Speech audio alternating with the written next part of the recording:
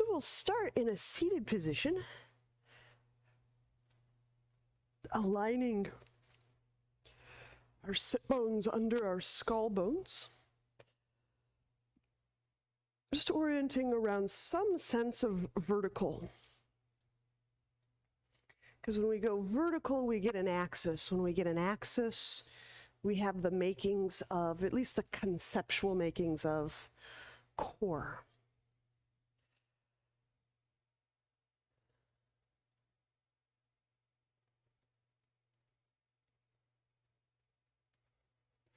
And we connect to breath.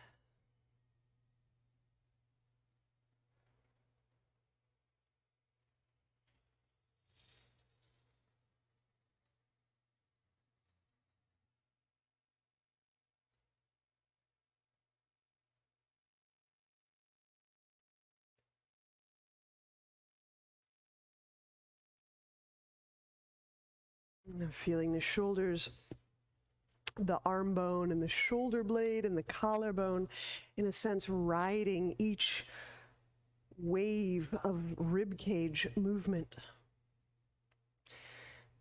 And the ribs are riding and sliding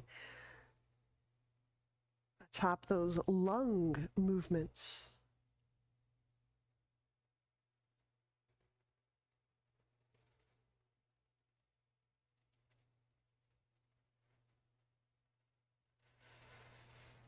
And those lungs are able to move because, at least from a kind of a mechanical standpoint, something is still, something remains still enough to allow for that movement.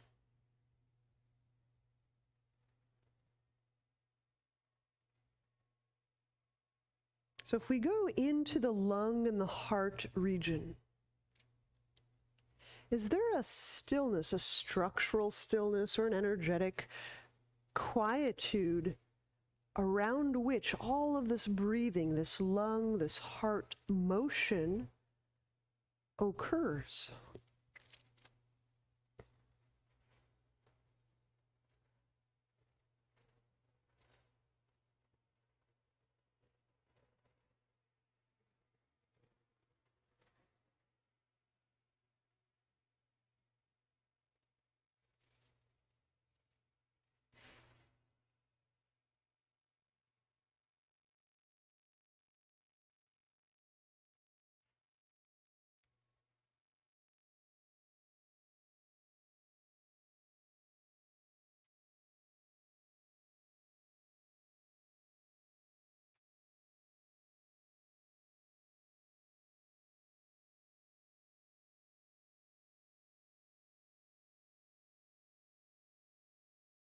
So always these relationships of motion and stillness.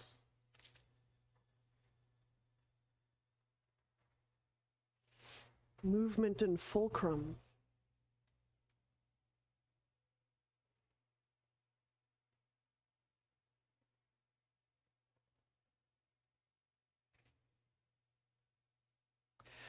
Let's work with some alternate nostril breathing. And I'll let you decide if you want to create a hold moment or if you want to just keep breath moving. So to put it, choice A, inhale through one nostril, exhale through the other. Or choice B, inhale through one nostril, hold, exhale out the other nostril. So let's go a 1-to-1 ratio or a 1-to-1-to-1 ratio. Your choice. Here we go.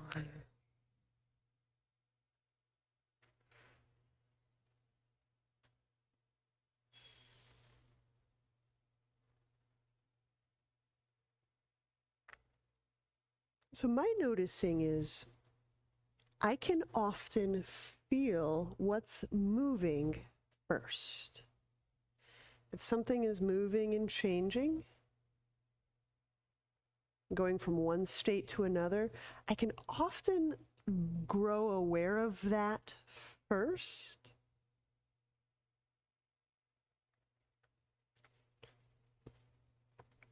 prior to finding what's not moving.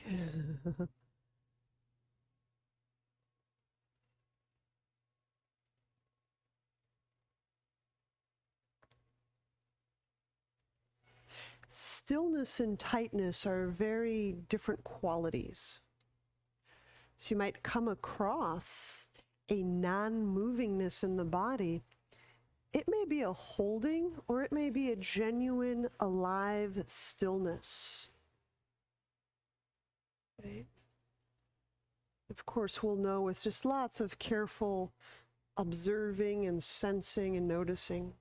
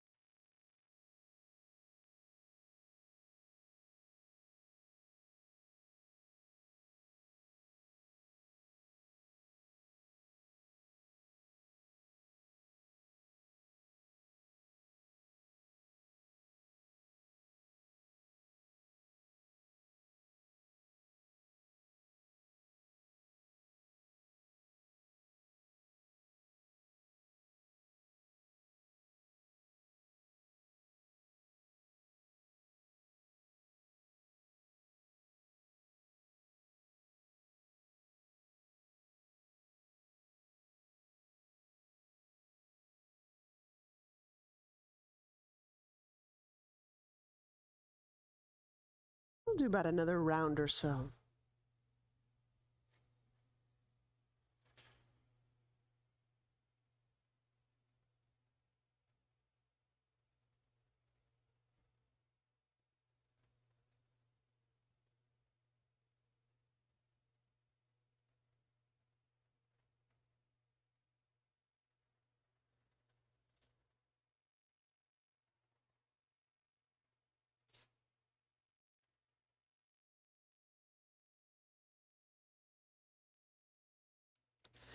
There's some surfaces in this nasal area, just generally this nasal area, that are rich with capillary beds, rich with nerve and sensitivity. So ensure we're using a light touch on the nose and feel that absorption of breath into the nose as vestibule, into the lungs.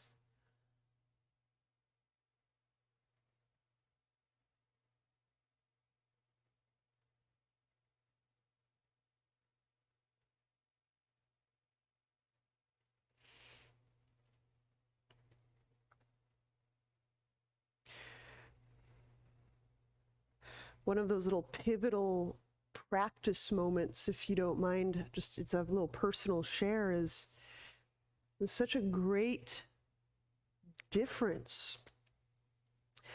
I could feel the breath as air, like moving in and becoming the body. To say that is different than breathing air in, breathing air out. But always kind of keeping an arm's distance from the breath, like really letting that breath, sensing, even conceptualizing, visualizing how it actually gets absorbed into the structure and the fluids can be a cool perceptual shift. So completing some of those rounds, great. Let's separate the legs widely and straddle. So you just turn however you need on your mat so the legs can be straightened and set apart. And you're welcome to have something under the sit bones as long as that doesn't create stress under the knees, because I know sometimes straightening the legs and straddle, ooh, find the old crickle crackles. Actually, it's not a bad idea. Let's start with the feet. So been taking some roundabout paths to active feet or aware feet. So with one foot at a time or both at the same time, feel for condensing, gathering all of the toe pads toward one another, toward the ball mount of the foot. So you see I'm kind of curling my parts in, and then condensing, gathering the ball, the forefoot, toward the heel, and the heel toward the forefoot, almost like I'm making a fist with the sole of my foot. And then whichever one or ones that you just squeezed up, now feel that unfurling. And there's a point at which it unfurls, and then you can start to open and open and open. So now I'm spreading the forefoot away from the heel and the toes away from the toes, reaching, lengthening the toes away from the forefoot. And we probably have now what we usually shorthandedly call active foot. So let's do that a few times. So if you're alternating feet, great. If you're working them together, that's fine. So again, I'll speak through it again. I'm condensing the toes together, the toes to the forefoot to the heel to the forefoot. It's almost like I'm trying to smush my foot into a really compact space.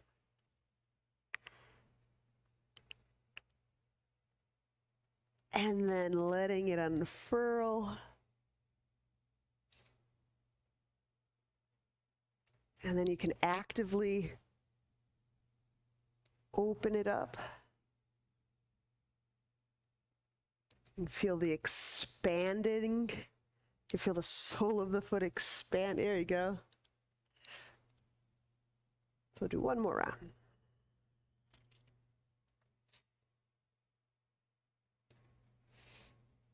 I'm doing a lot of foot things for just various physical applications and ankle and knee, but I'm finding it has a lot to say to the hip, to the spine, so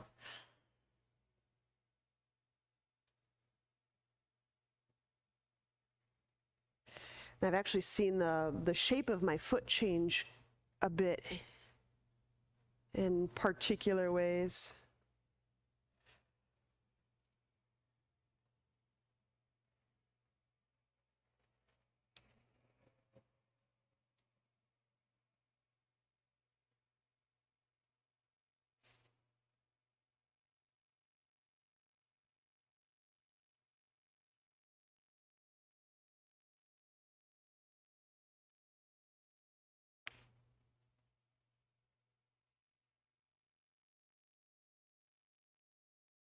All right, side bend. We'll go right hand in front of the right leg. Inhale, lifting the left arm. Use both hands, right hand pulling, left arm reaching to first just lengthen the ribs in a general way over the right thigh. Doesn't have to be deep, just lengthening the trunk. Now, as a way of just affecting and playing and exploring into the hip, feel free to just play with the shape of the foot throughout, and really almost in any of these poses. So I might just play with, right now, I'm in side bend, I might just kind of rumple up one of my feet. I might just hold that contraction.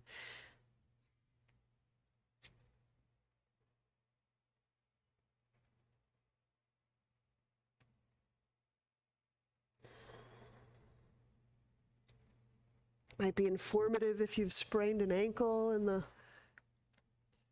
had some knee issues. You might feel that in the calf area, behind the knee.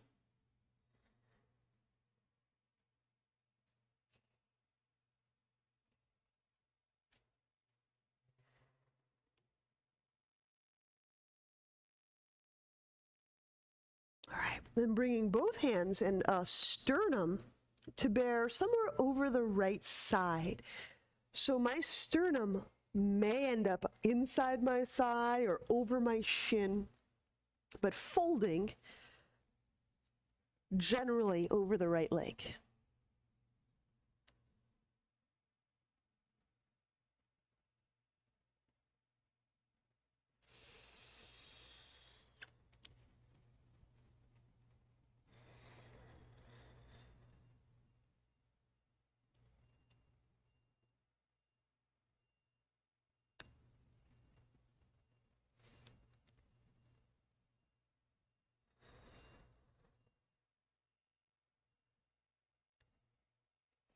There's a lot of muscles in the arch.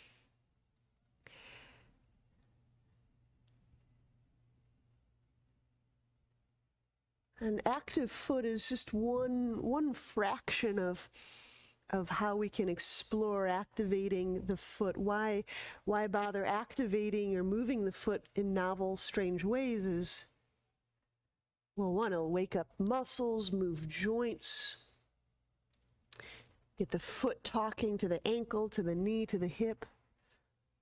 But also just these little techniques to bring awareness into the body, to let the body wake up to its aware self. The cells have a self. There's a cellular selfness, and it feels alive. These are alive, intelligent fluids and structures.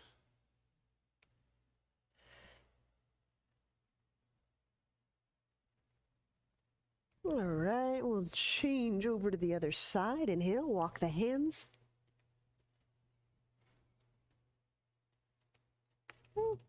And we'll go side bend.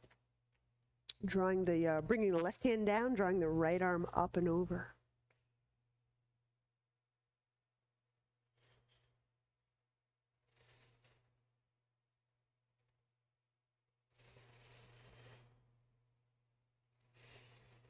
There's a diaphragmatic pulse or movement in the feet, but also the knee and the pelvis and the solar plexus and the head area. So sometimes just by stimulating these areas, it's almost like a resuscitation. We can start to feel that pulsingness, that aliveness of these bodily parts.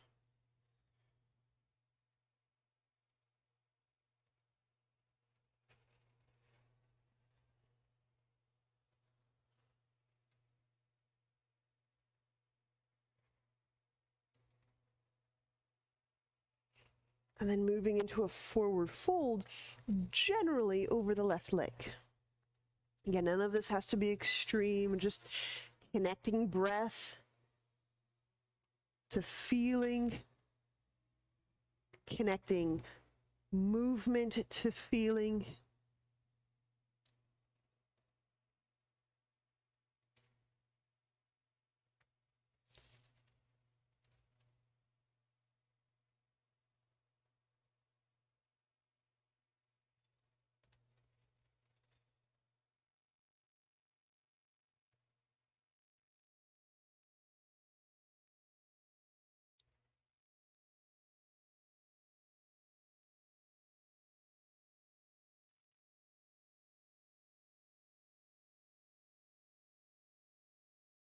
And inhale, we'll bring our way up.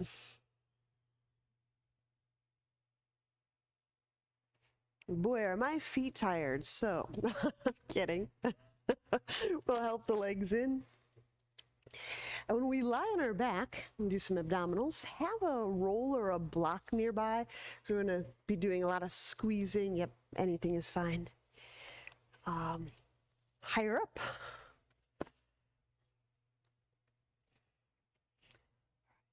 Start with a just real basic, just elbow to knee. We'll bring the feet off the ground, leaving the low back and mostly the mid back on the ground. Inhale, the head and the shoulders up just a smidge. Just enough to feel the front of your body activate. And feel where the tip of the tailbone is. Exhale, reach out through the right foot.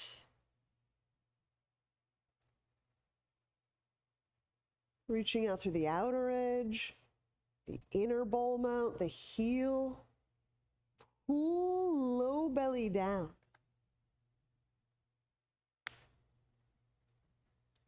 Inhale, bend right knee. Feel where the tip of the tailbone is. Exhale. Reach out through the left leg, all the way to the foot. Can you feel the outer edge of the left foot, the ball mount of the left foot, the heel of the foot, the toes of the foot? Pull low belly down.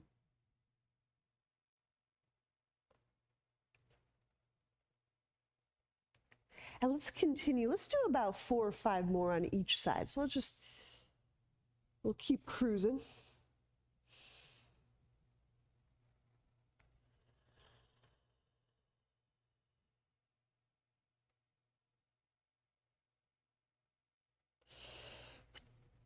Now, having done all those little recessive squeezes of the foot muscles, what do you feel in the knee joint? Is the knee joint a breathing joint, or does it feel walled off? Does the knee have a similar potential to pulse and move, that kind of synovial, fluidic motion through the knee?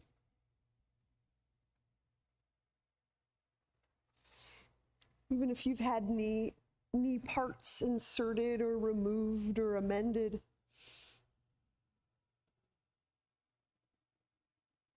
the knees still contain energy.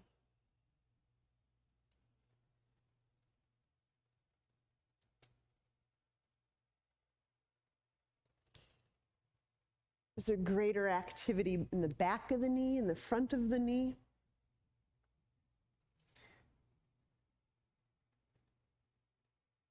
Is there a movement or a motion behind the knee or in front of the knee? The left of the knee, the right of the knee?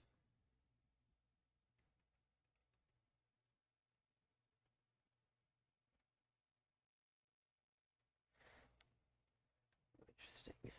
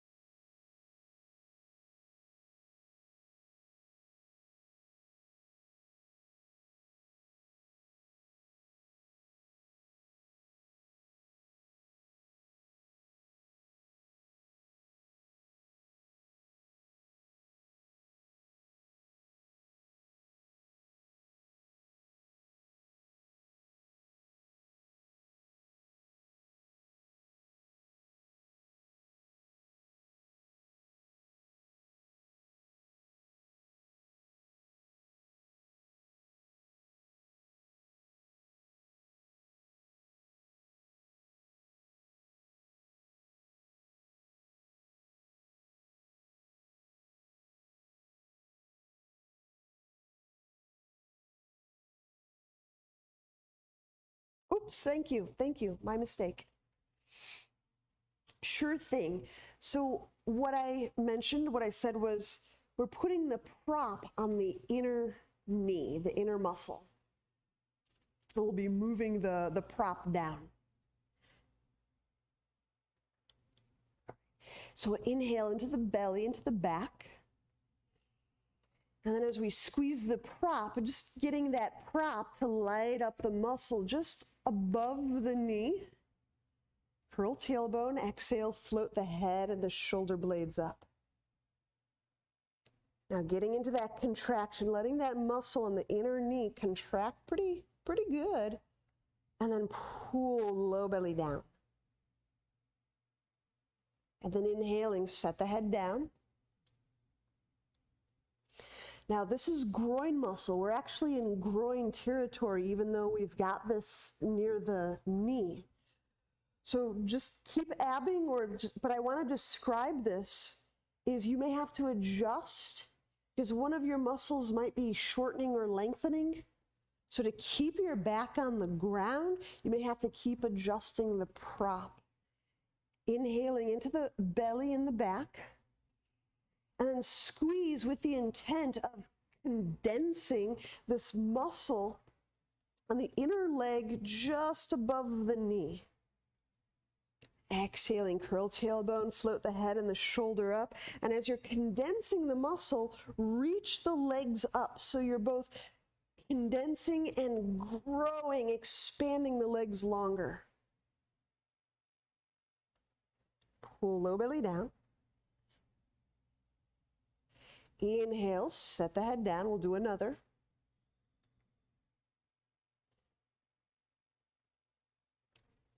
Squeeze.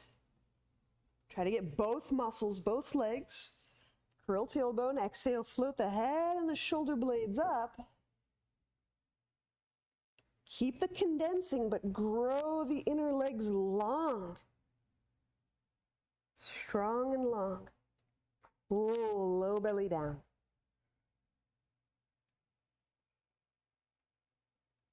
Good. Inhale, set the head down. Now let's move the prop down a couple of inches. So it's mid-thigh, maybe a little closer to the hip than mid-thigh.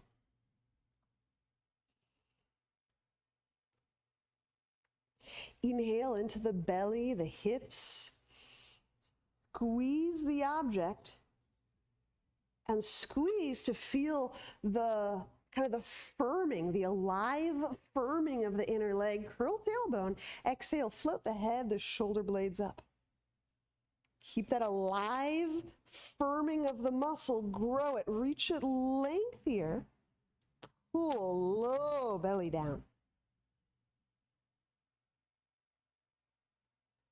Inhaling, set the head down.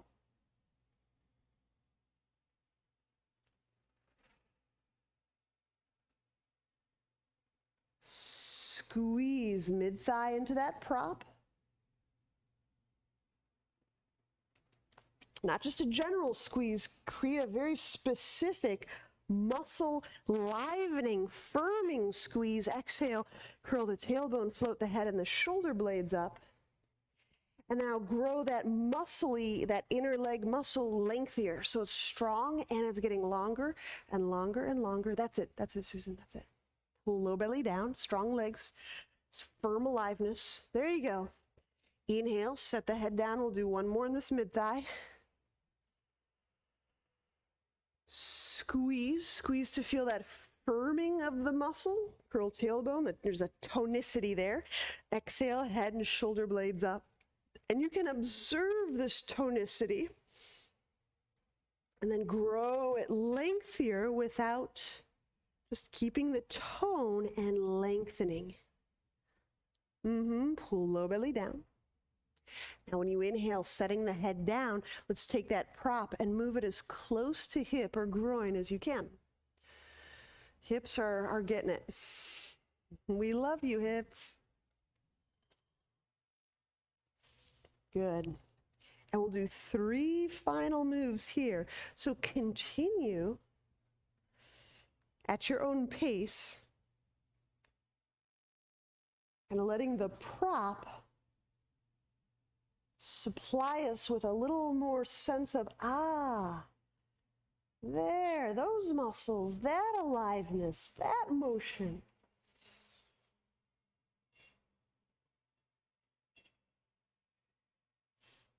And for some people, it's really challenging to feel a different tone.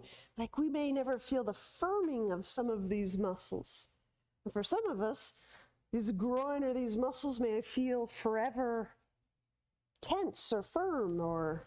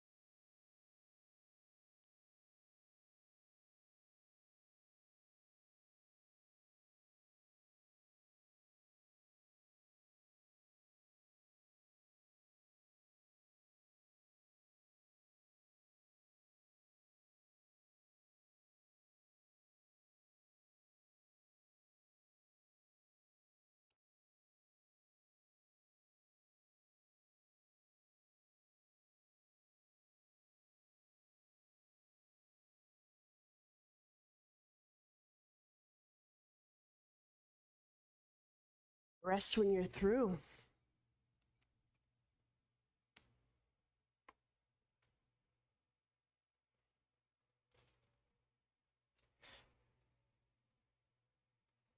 So I want to suggest that we can play with two different kinds of bridges today. Let's take the first one, how we often do, where our feet are in parallel. And I'm going to recommend if you put a prop between your knees, if you're using a block, use the slenderest width of the block. And then match your feet to that width. So it's probably hip width or even a little bit narrower. Inhaling.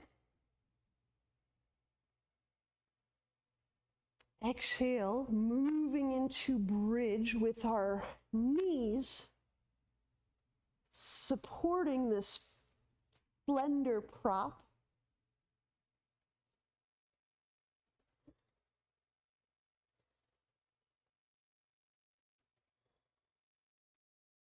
So this is kind of a great way to feel the inner legs working in a different fashion than just a moment ago. So as you keep suspending this slender width prop, lengthen through those inner thighs.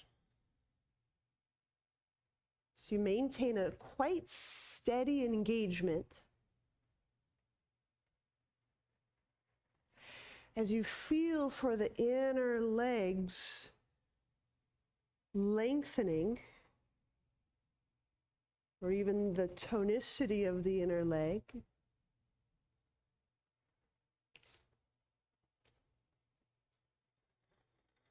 And let's ensure that we're breathing very well, very deeply. And I'm going to recommend to feel each and every breath of these next 8 or so breaths, to feel that every breath can reach the brain. So breath is a kind of a bridge between this extremely primitive, reflexive, strong area of the pelvis and the brain.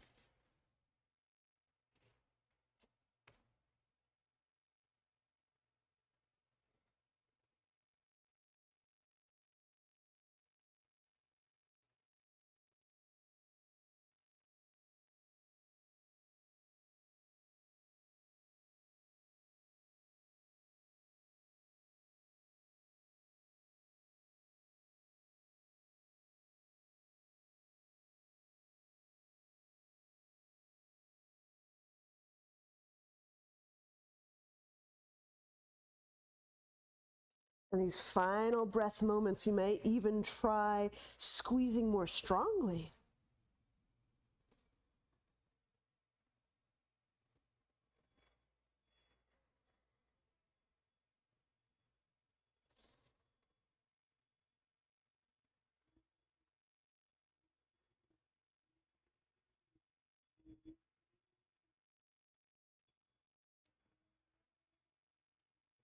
Now let's begin our descent.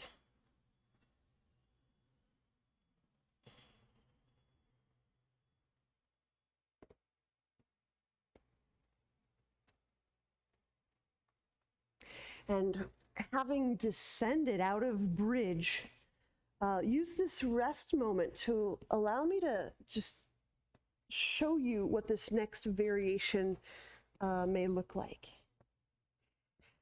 So the concept is I'm kind of butterflying my knees apart. And the really important part is that the outer edges of my feet are stationed on the ground. So I have to get really active and create structure in my foot so that I can depress my outer edges of feet down. And at first, bridging, so my soles of feet are together for greater support. My butt may lift an inch or more off the ground. So how high will the hips go? It doesn't really matter so long as it's legs working and and low back feels unsmushed. And we'll go through a process of very gradually, with control, very, very slowly, bringing the legs toward one another. Now, as I do that, I'm just very tiny movements, wiggling my feet out so that I can put the soles of my feet on the ground. And then we'll end up in that place where we were just a moment ago. So let's set this up. So you're lying on your back. And I think the easiest start place is to have soles of feet together, outer edges of feet on the ground, knees apart. There you go. And go really active feet. The feet will need to have structure to receive the following pressures. And when you're ready, begin to press the outer edges of feet downward. It doesn't matter how much altitude you get. Sometimes I start to press and my butt's still on the ground, but there's so much information. I can feel how each of my groin and hip muscles are working.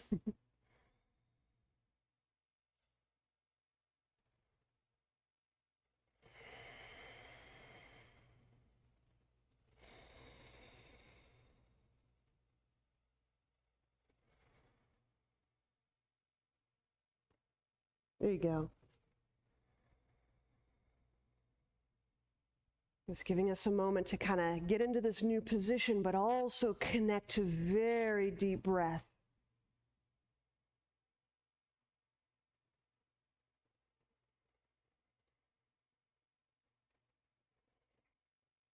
Okay, now I'm going to take a full deep breath to move my knees approximately 1 inch toward the middle line.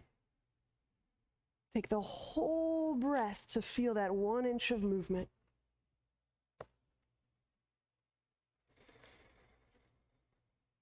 And we'll continue in that fashion, just 1 inch, one breath at a time. Getting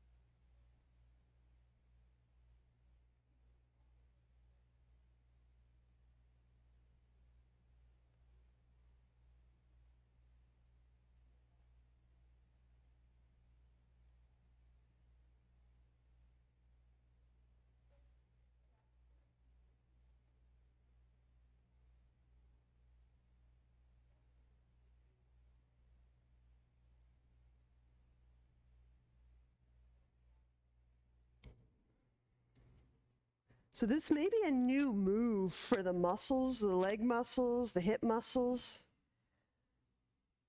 And it's perfectly fine to just leave most of the weight on the ground and just deliver a little bit of pressure. Stay clear of you know, those really sudden onset spastic cramps. We can steer away from them as we're working in, toward, and through them.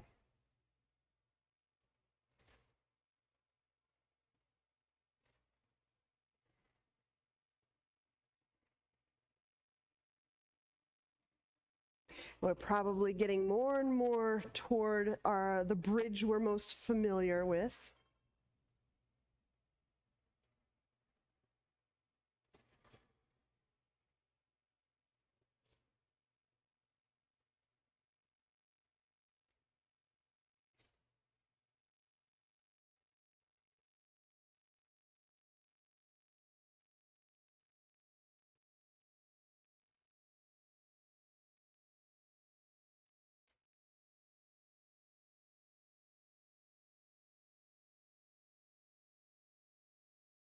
And then, of course, we can descend out of bridge once the knees have been brought together or somewhat together.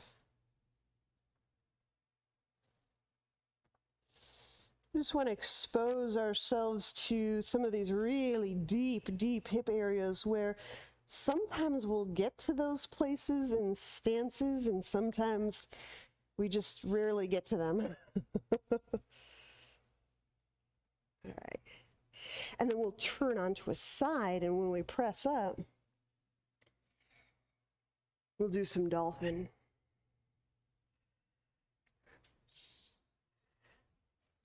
Switching tasks out of these hips for a moment.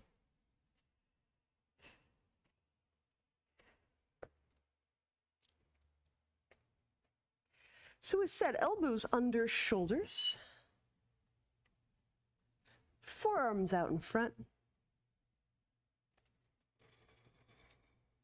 Curl the toes under so the pads of the toes are pushing, already propelling.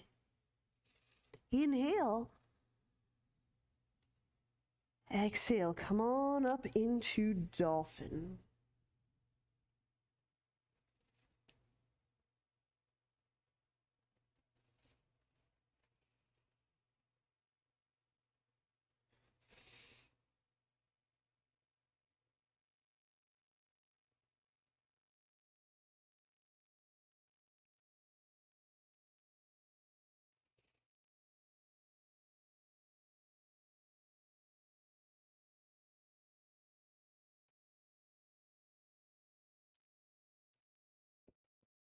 Sometimes with these novel forms of muscle activation or fatigue or whatever's going on in those, the foot to the groin, sometimes the joints kind of find new relationships. So you may feel the joints kind of finding new places.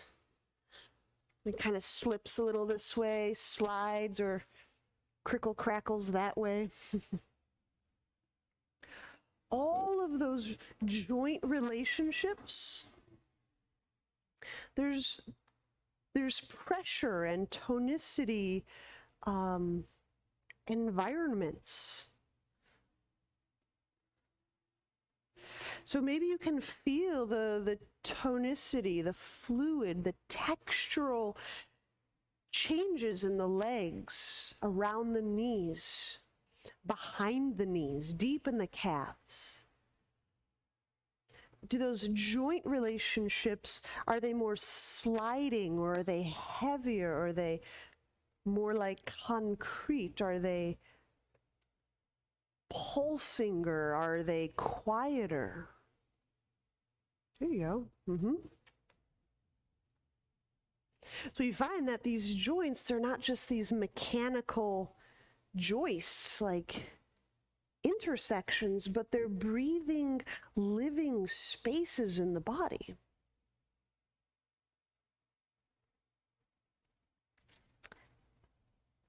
Smoothly, we'll raise left leg off the ground. So reaching the toe bones away from the foot bones. Reaching the foot bones away from the ankle bones away from the shin bones. The shin bones move away from the thigh bone. And the thigh bone lifting, moving, re-relating to the hip socket, the pelvic bone.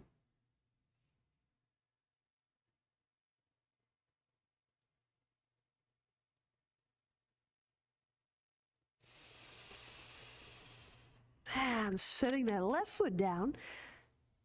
Let's change sides. We'll smoothly raise the right foot up. And feel the toes moving somehow in relationship to the foot bones. The foot bones to the ankle. The ankle bones moving in some relationship to the shin bones. The shin bones lifting, moving away from the thigh bone. Deep breath, breathing that in. That's a new perception, perhaps.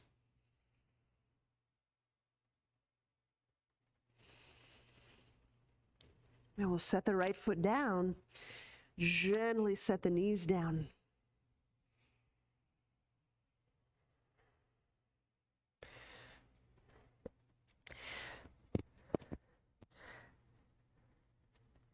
So as this is taking shape, or changing shape, I think it's a good idea to give the legs a little love today.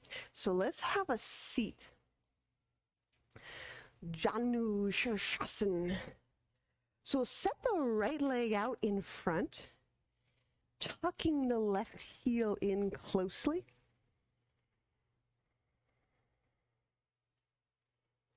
And for this one, we'll set the knees widely apart. If I set the knees widely apart and I fold my sternum toward my shin, it'll create a fairly significant, I think, significant side bend. If that becomes too much on your sacrum, we just adjust either the sternal trajectory or we adjust the knee. Okay? So moving into a fold. Here we go.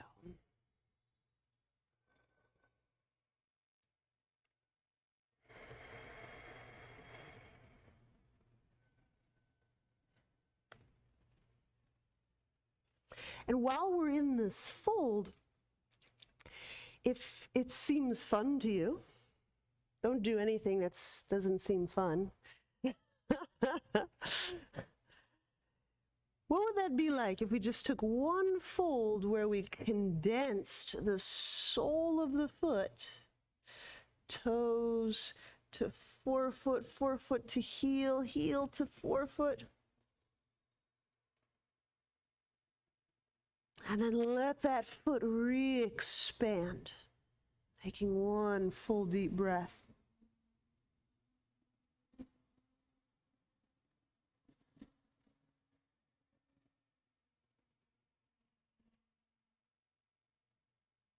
And inhale, we'll make our way up, and we'll do that small move on the other side. So we'll straighten the left leg.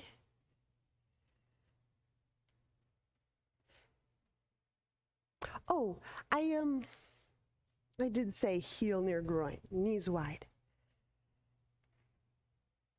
Okay. Now you notice this right foot that it's in front of me has those characteristic traits of that funny little butterfly bridge that we did. So there is an option here to kind of press that outer edge and press through that. Oh. And notice as you press that right foot, like you're bridging, it may give you some additional torso lift. And we'll fold toward that left leg. So that right foot and that right leg can be behaving as strongly as that bridge. Might be really nice on the sacral tissues, the back tissues. And again, only if you think it's interesting and you want to play. I'm going to do one condensing motion of this foot, kind of gathering the toes to the forefoot to the heel to the forefoot. I'm going to hold that smushed up moment. Get a really sweet, deep breath going, even while I'm clenching, so always breath.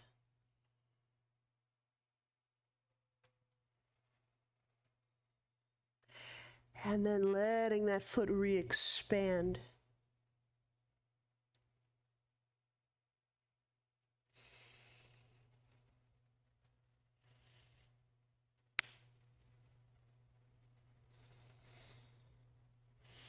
Now, feet are one of those places like these, and fingers, the more distal, the further away from the lungs and the heart and the core, these are places in the body that tend to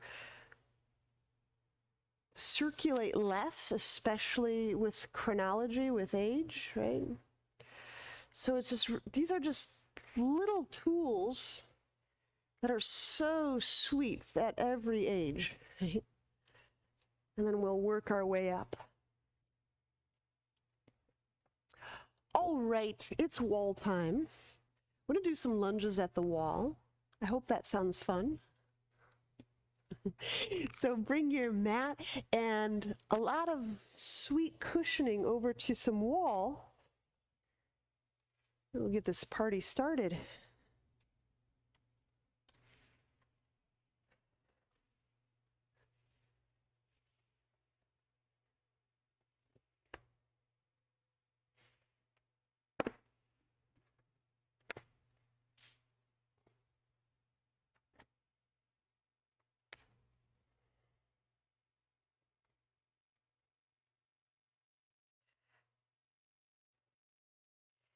I'm so happy to be doing these kinds of movements now that it's getting quite a bit warmer here, at least in the Midwest. It's like my body's like, yes, yes, I will do that. Winter can be kind of tough structurally. All right, so I've got my heel beside hip. Now I don't want you to cramp or feel, I don't want you to get into a spastic, crampy situation. So one, keep breathing. And then two, I'm going to very delicately, intone, actively pulling my heel toward my butt. And I'm referring right now to the wall heel. And I'll say there's a pretty good chance that it may get a little crampy, so a dab will do you. But if you can initiate a sense of I'm pulling my heel toward my butt, I think you'll find that the quad goes, well, that's interesting. So you might have to feel for releasing, intentionally letting go in the front of the hip.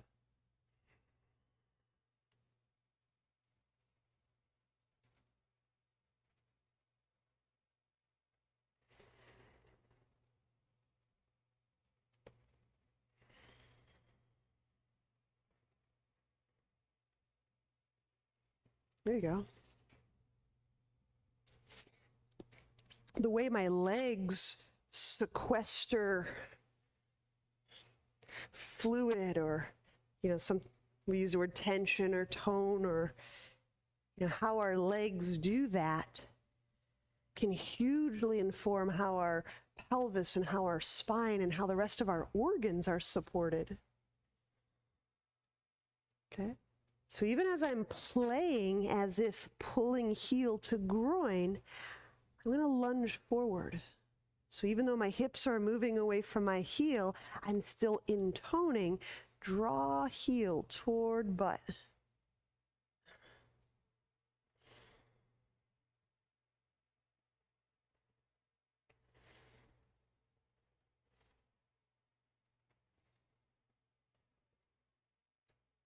And you may find some kind of neurologically, like, blah, blah, blah, blah.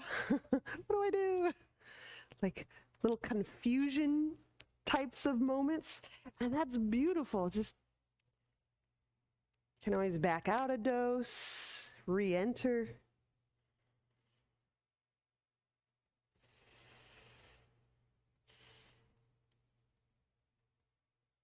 Okay, and we're going to do a twist. So on exhale, we'll go elbow over thigh.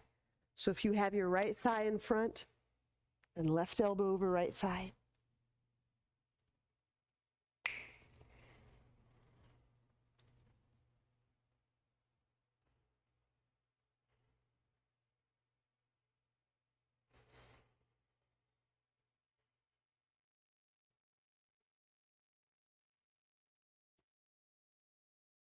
And you can always fingertip touch the wall for additional support.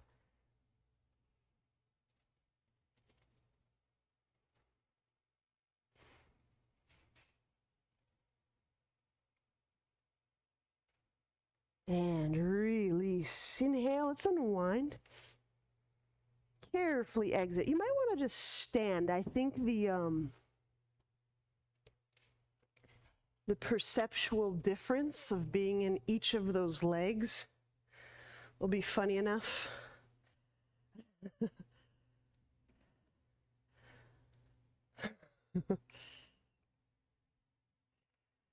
There's one foot.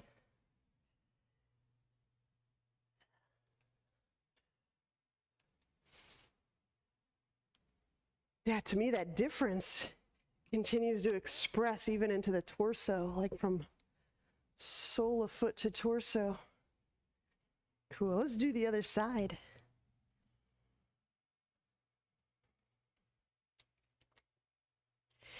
And it's these little pressure changes, these kind of fluid changes, these vestibular changes. They may not seem like much, like, oh, big deal, I feel a little heavy on one side or dizzy for a second. But those are structuring how we perceive the world. So that's part of how we're supporting our worldview, our bodily worldview of awareness.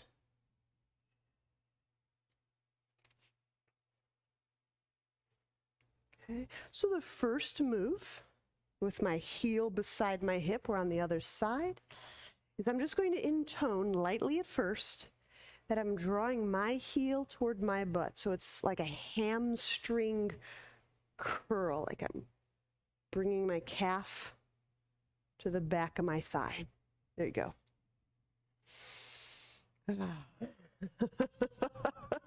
Sometimes the state change is quite pronounced.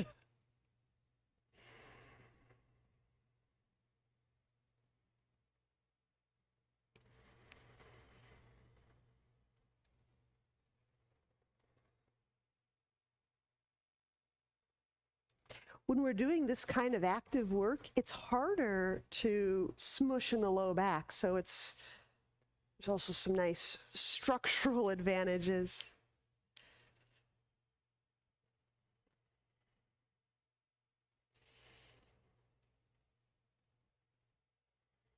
Good. And now lunging forward while still intoning, curling the calf toward the back of the thigh. So even though my hip moves away from my heel's still trying to get closer to my butt.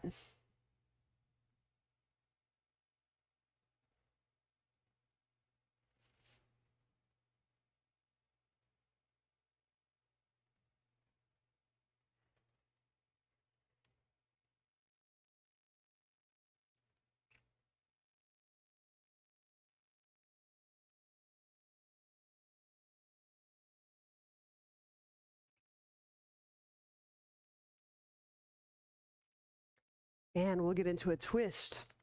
So for me, I've got my left leg forward, so I'm hooking my right elbow over my left thigh.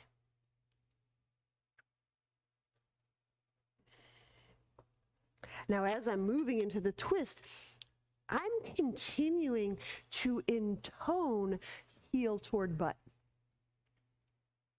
There you go. Good. Bringing deep breath to that right side diaphragm and guts. To me, this really elucidates that region between the front of the hip and underneath the ribs.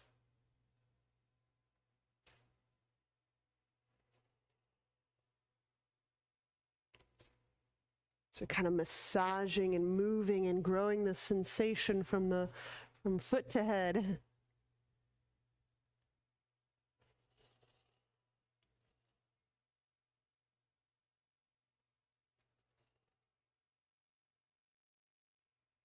And release. Inhale, we'll unwind. That will be enough wall work for the moment. Does anyone have a strong, burning desire to be in forearm balance today? Because if you do, now would be a good time. No response from the peanut gallery? Okay. So it is. When we move back away from the wall, so we'll take a horse stance for some twisting horse stance.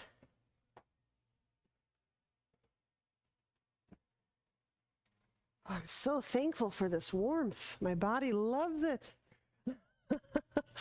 So I've got a wide horse stance, hands on thighs. Inhale. From pelvis through gut. Exhale, right hand presses, chest turns slightly left. And I'm pressing both feet so weight stays in both feet. So my weight doesn't really shift so much, but my trunk turns.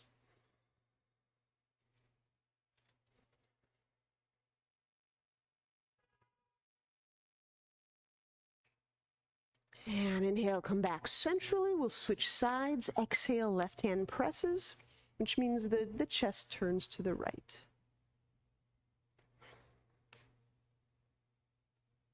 So I notice your pelvis turning. How is it? Does the pelvis remain while the chest? Let's see if I can help. Oh, I see.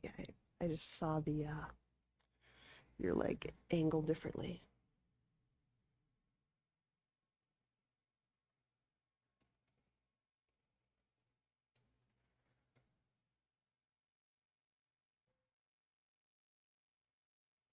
Is that okay?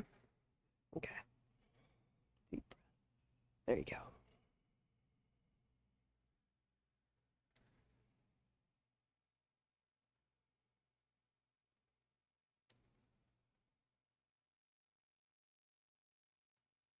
There we go.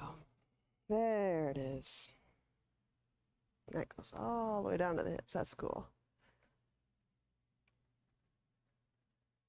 There it is. And inhaling, unwind. Standing up out of horse. Heel, toe, feet together.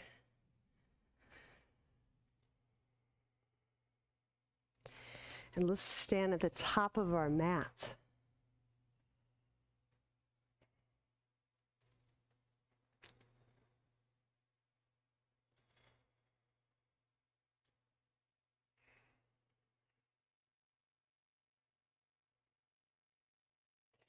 And even in something as simple as Tadasana or standing, just allowing the legs to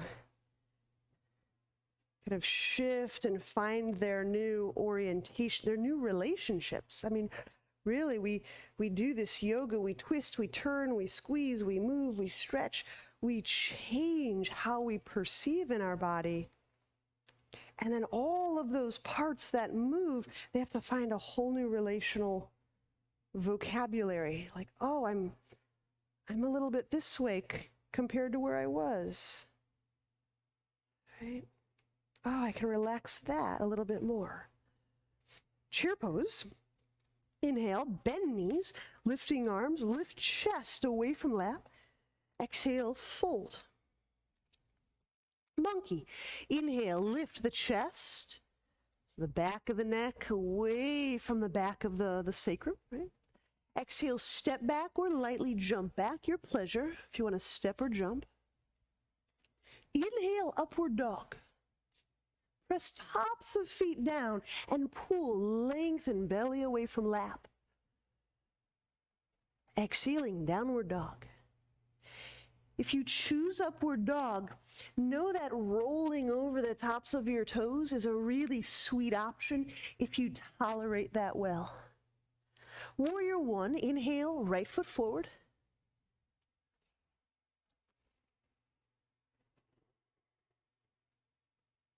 Hands to ground, exhale, step back, chaturanga. Inhale, upward dog, tops of feet press, and tweeze. So you're feeling that pressure through the inner part of the foot. Exhaling, downward dog. And if you roll over the tops of your feet, your downward dog may feel broader than usual. Inhale, left foot forward, warrior one.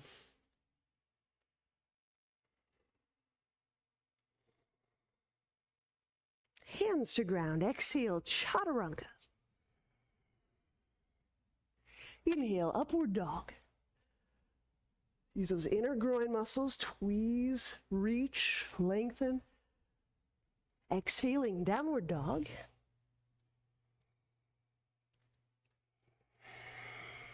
Deepening breath, Ujjayi breath.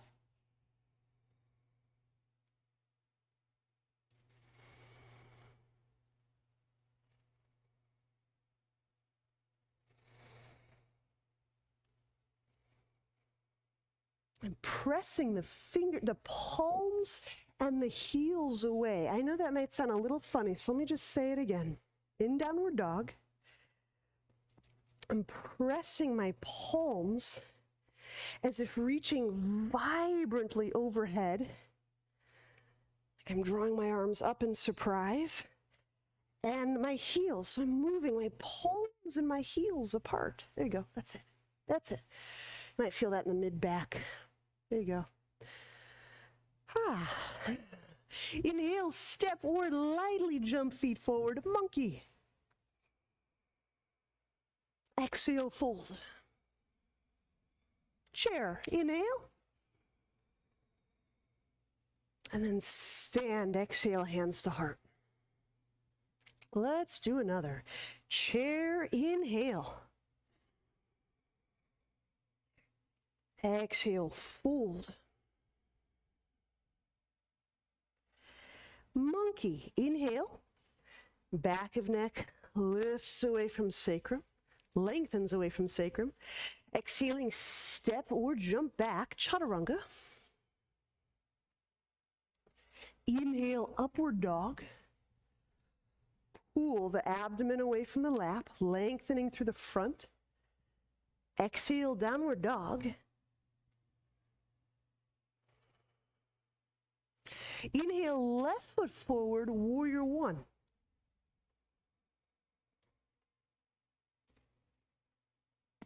Bringing hands down, exhale, step back, chaturanga.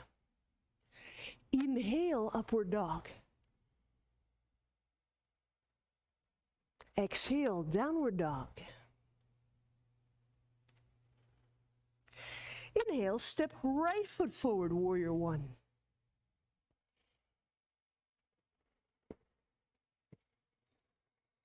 Bringing hands down, exhale, step right foot back, chaturanga. Inhale, upward dog.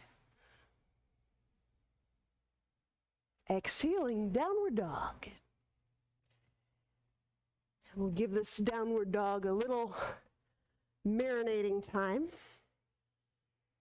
meaning we get to be in it and feel it. Such a powerful pose.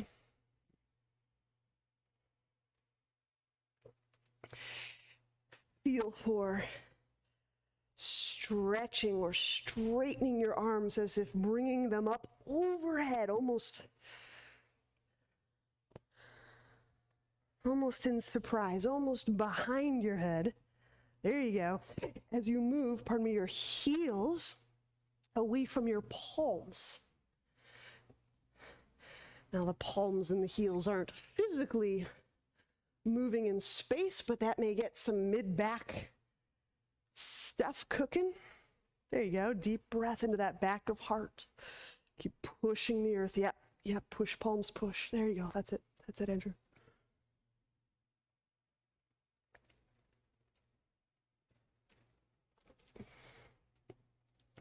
Inhale, step left. Oh, I'm sorry, both feet forward. Monkey. Exhale, fold. Chair. Inhale, bend knees, reach arms up. And stand, exhaling, hands to heart. Inhale, chair, and do a few little extras. Exhale, fold. Inhale, monkey. Exhale, step or lightly jump back, chaturanga. Inhale, upward dog. Exhaling, downward dog. Now remain in downward dog. We're going to move through the toe joints a little bit. So starting with the left foot, just set the toenails, the toe knuckles on the ground. And then bias the littler toe knuckles. So I'm just kind of pushing my weight through the toe joints. I'll say it again. I'm doing it with my toenails and toe knuckles on the ground. And usually we're pretty good at biasing or moving the bigger toes, but also ensure that those little toe joints are getting moved also. Does that make sense? So you're kind of moving through the whole, the whole range of toe joints. Now, as you're holding those toe joints kind of smushed up, you might invoke a bit of contraction, like you're squeezing the toes toward the heel. That might be kind of interesting.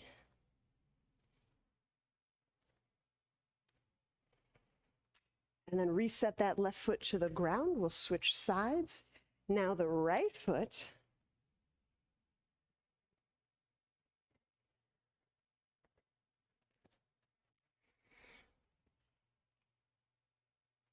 So you can add as much or as little weight as is comfortable.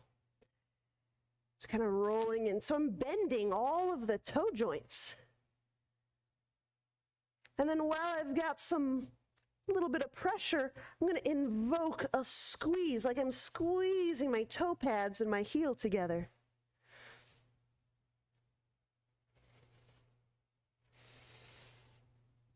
Again, these moves might feel a little funny or small or silly, then we'll set that right foot down.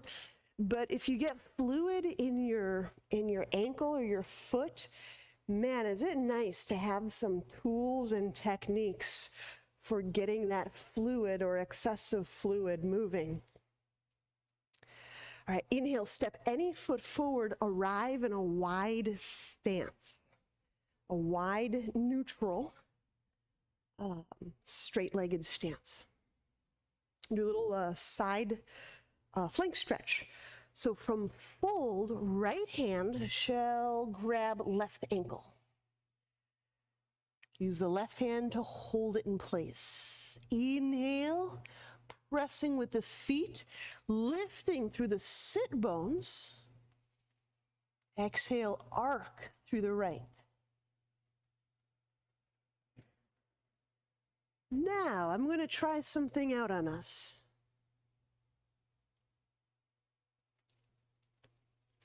Feel for actively pulling your thigh to your chest. That's it, Susan, that's it. It's going to put a little more of that crease feeling through the front of the hip.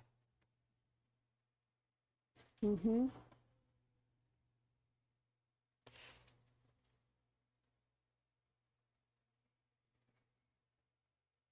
And you might have to dose it in just little, like,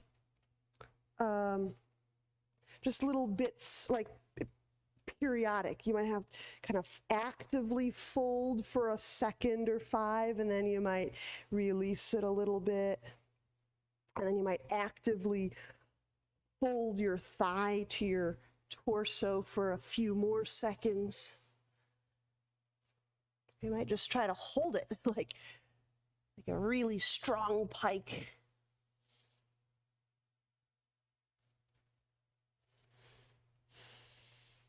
And release. That includes the hip activity also.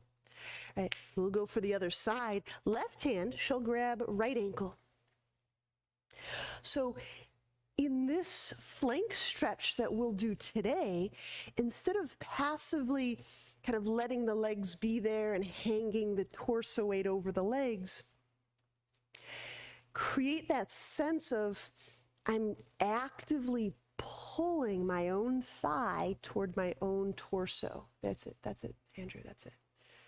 I think that'll give you a very different way of perceiving the leg and the back.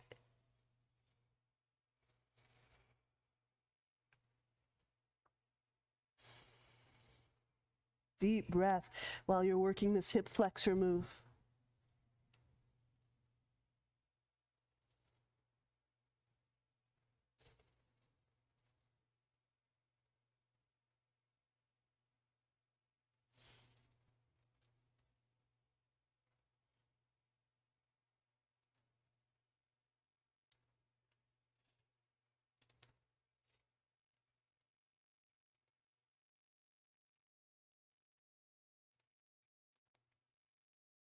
And release.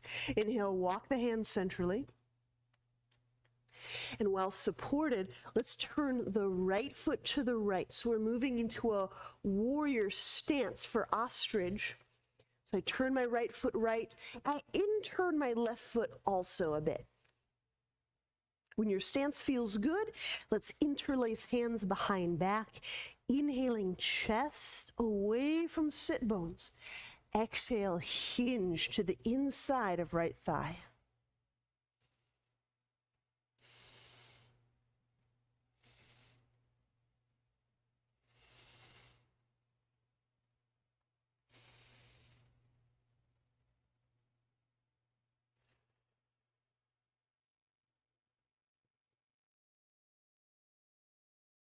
Letting that breath move higher and higher up the spine. We started our practice by smushing and mobilizing the foot.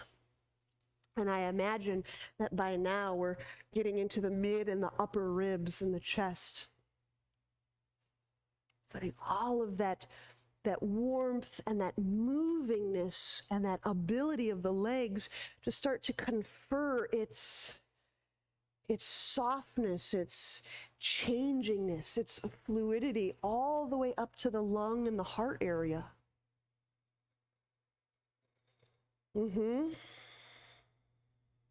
Yeah. There you go. That little lift through the mid-back might be really cool for you. There you go. Kind of lifting the chest a little bit at me. There you go. There you go. There you go.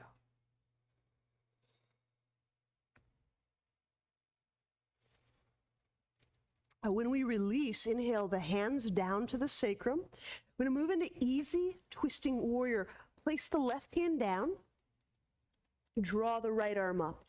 Adjust your feet so that you can feel well planted in your tripod. So we draw the right arm up. And the hope is that we're still accessing and biasing the very top part of the lung and the ribs area.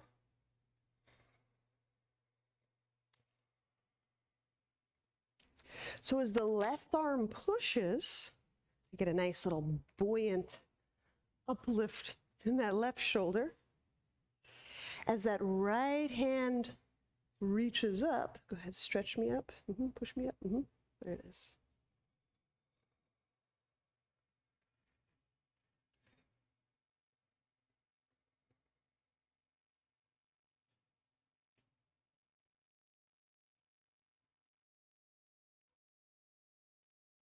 There you go. Good, softening from the core. Letting that release kind of ripple from core to periphery.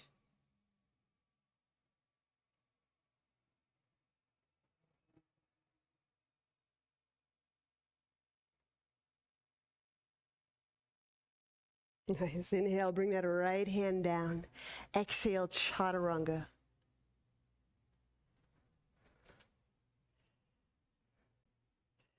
Inhale, upward dog. There you go. Pull the belly away from the thighs. Reach the thighs away from the belly. There you go. Exhaling, downward dog. Now we want our left foot forward. So inhale, bring that foot forward.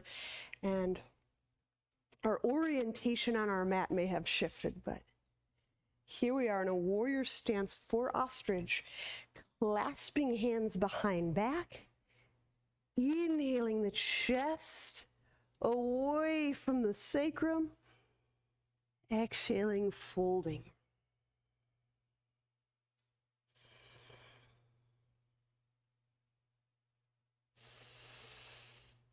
You know, I didn't mention it, but there's no reason you couldn't actively fold your left thigh toward your torso. It's a playful option. It would just create a different feeling in your hip. It might be really good on some hips and some not so much. So even though my torso and my thigh are quite close, I can play as if I'm pulling my leg that high. And why I might do that is it would then transfer over into my sons when I need to step my foot forward or lift my knee quite close to my chest. Bakasana. There you go.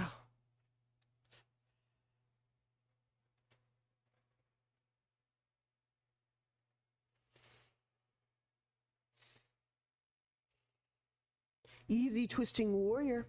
Inhale, bring the hands down, set the right hand down. Adjust your tripod.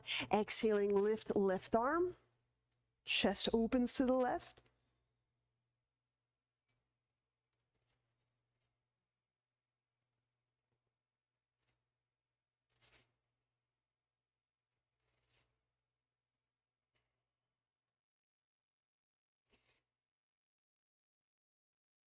We might be in a little bit quaky territory. Like we've been doing a lot of neuromuscular work today.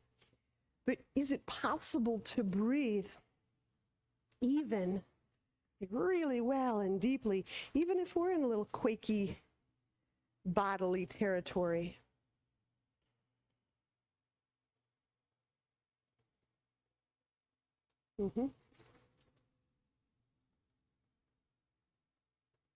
Good. Keep reaching this arm up and up and up and up and up and up and up. There you go.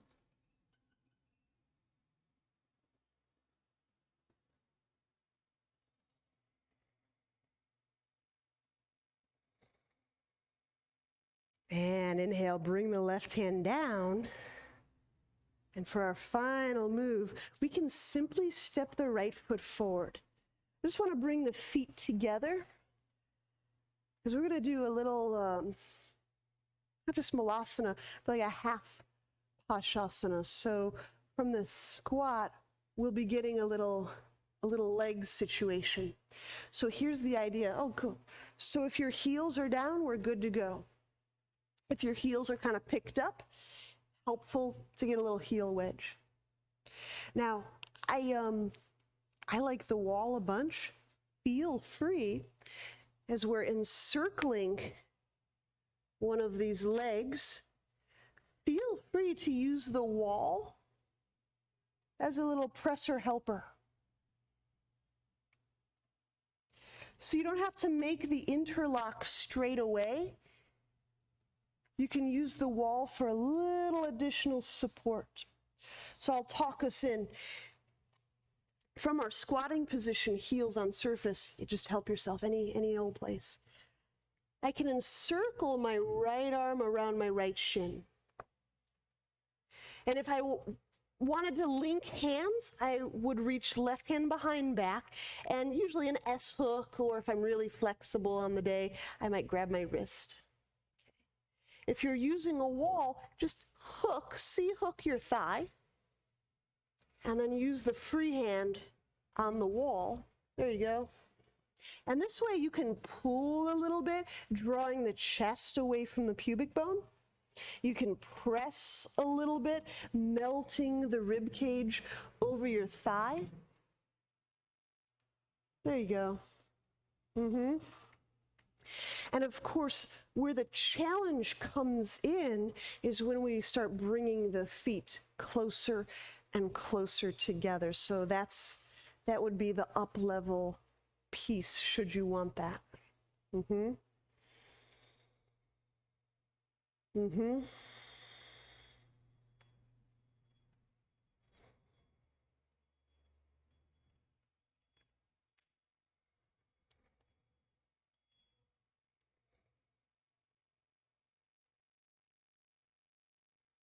All right, and we'll switch sides.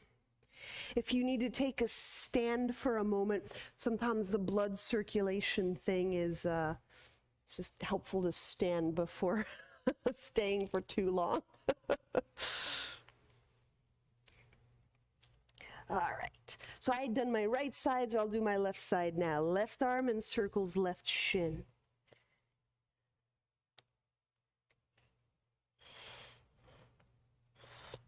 Wall is optional.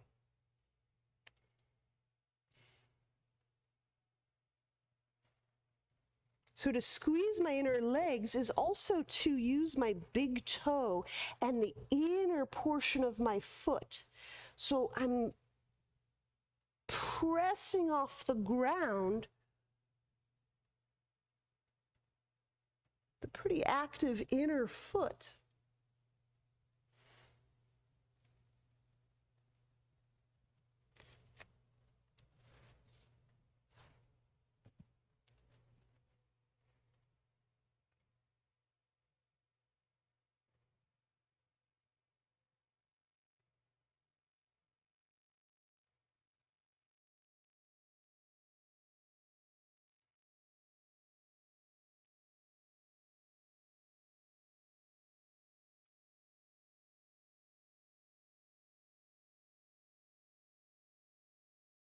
And release. When we've got our place back at the mat, let's lie back.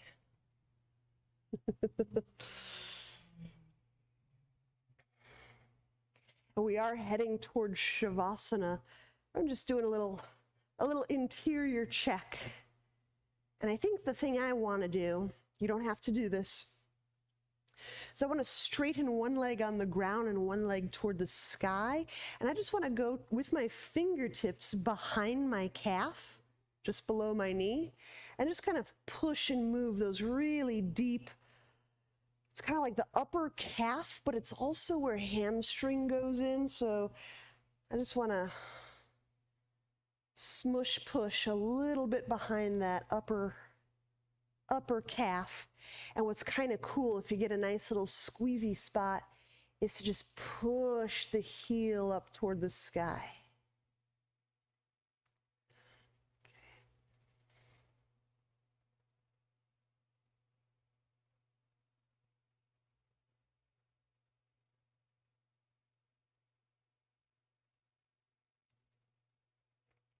Okay, we can always switch sides, but if you're much more enthusiastic about Shavasana, please just head right to Shavasana.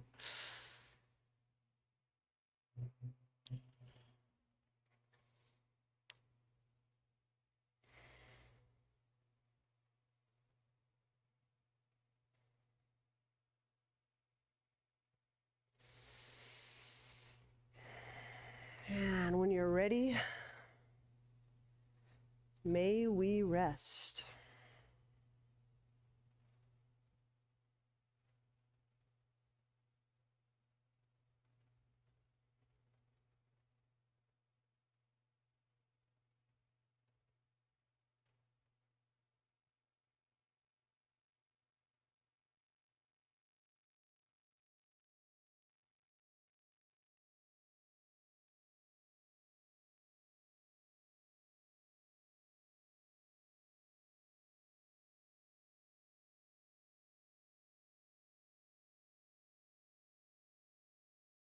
In the midst of all that is motioning through the body,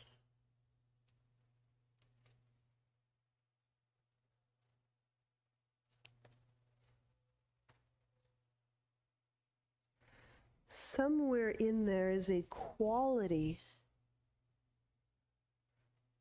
of alive stillness.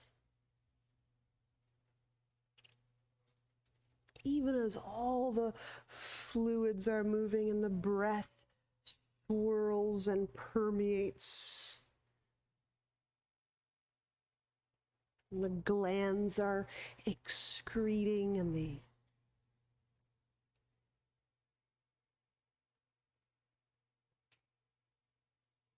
somewhere in the midst of all of that motioning is a quality of stillness.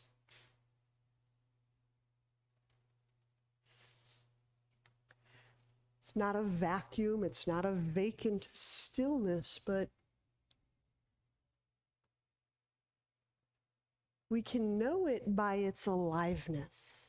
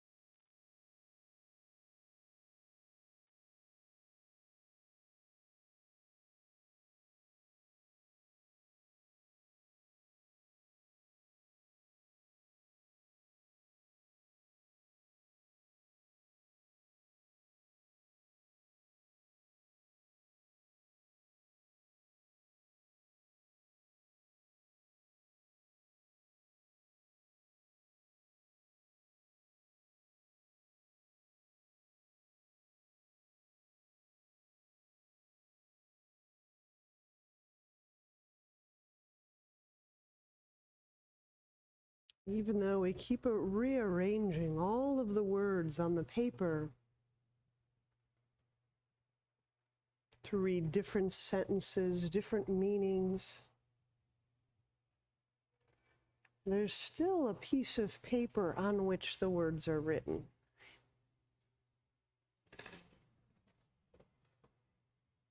This is deeper context.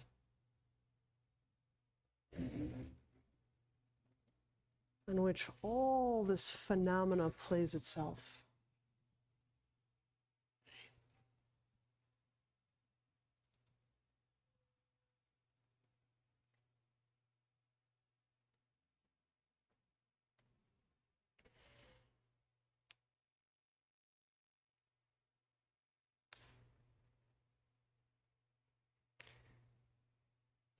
When you're ready,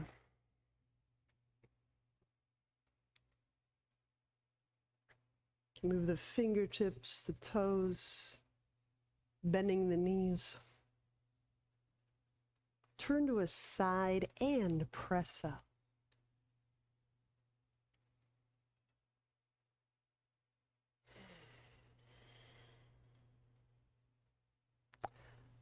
I'm happy to do this. Thank you. Thank you.